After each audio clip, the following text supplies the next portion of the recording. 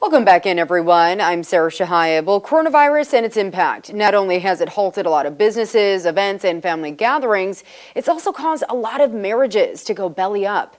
This morning, I'm joined by relationship and family therapist Kiaundra Jackson to talk about this trend and why so many couples have called it quits. Kiaundra, thanks so much for coming on the show today. It's great to see you.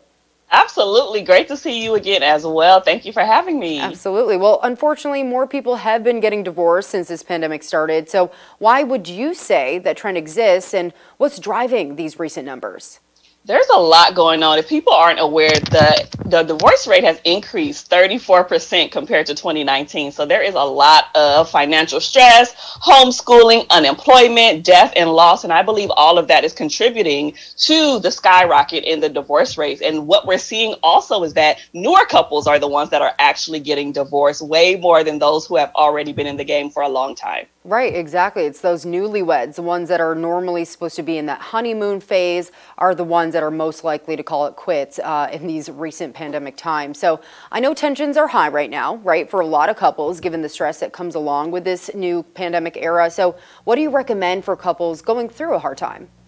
You know, if people are going through a hard time, I would recommend the 3 G's. One, you want to give your partner grace, right? You don't want to be on their neck about every single thing because they're also going through their own personal issues in addition to the couple's issues that they may have. I also want people to just tap into gratitude. Sometimes we get so caught up in all the negative things that are happening in this world that we forget to be thankful and grateful for life and just the simple things. And last but not least, I would say get professional help if you need it. If you need to have a mediator or an outside person, there are therapists like myself who are out there who are willing and qualified to help you. All right, grace, gratitude, and get professional help. I love those 3 G's. Well, maybe some couples are actually doing okay right now. So what are some healthy things couples can do to just work on their relationship in general so it doesn't get to that tumultuous stage where they do want to break up?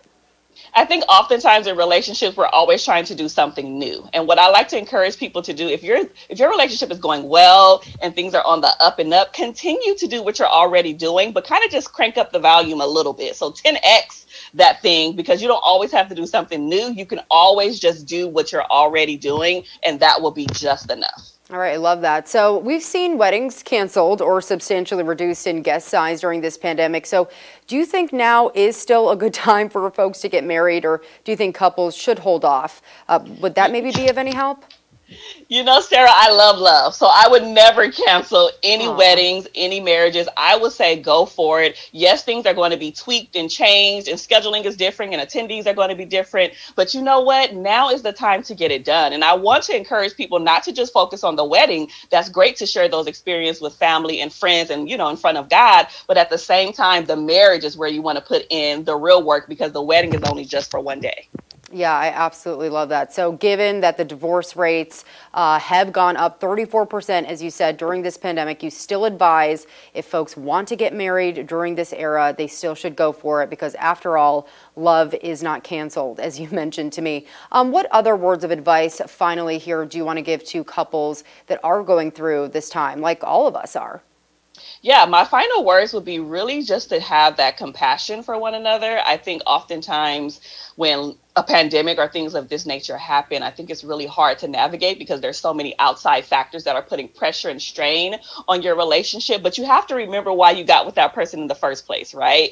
And you have to kind of stay in that lovey-dovey dating honeymoon phase as much as you possibly can, because if not, all of these other factors will eat up your relationship, and we don't want you to be one of those statistics. That's right. We certainly don't want that. Well, Kiaundra Jackson, as always, you've been a wealth of knowledge for us.